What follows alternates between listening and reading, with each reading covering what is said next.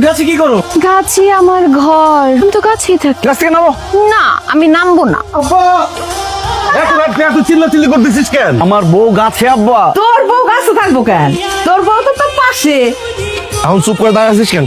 কাজল, তুমি না গাছের উপরে ছিলা? গাছের উপরে উঠলা কিভাবে? আর এত তাড়াতাড়ি নামলাই বা কিভাবে? ওরা আমার গাছের উপরে উঠাইছে, আবার নামাই দিয়ে গেছে। আম্মা, আপনি মাছুতে বসে বসে কাঁদতেছেন কেন? ফিরিয়ে এনে দিব? ওর কাছে আমি এক কাপ চা চাইছিলাম, হয় আবার চাই না দিছে। চা খেয়ে কইছি ভালো হয় নাই, মুখের মধ্যে গরম চা ঢাইলা দিছে। আমার বউ কিভাবে তোমার মুখে চা ঢেলে দিব? আমরা দুজন তো এতক্ষণ তুমি ঘুমাইছিলাম। আমি বউ থাকতে তুই ভাবি ওই আমার স্বামীর গায়ে সাবান মাখতাছস কেন? তুমি এখানে?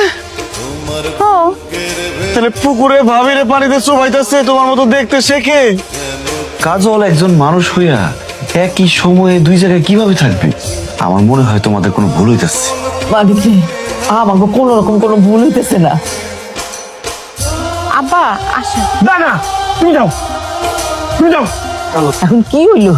আপনি বাহাদুরি করে তো কইছিলেন। বৌমার বাপরে খবর দিয়া তার কাছে জিজ্ঞাসা করতে হইব বৌমার আসলে ঘটনাটা কি।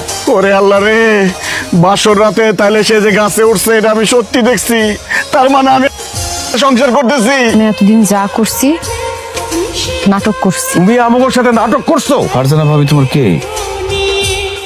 ফারজানা আমার বান্ধবী। তোমার মতো হুবহু দেখতে এটা কে? আমার যমজ বোন আয়েশা।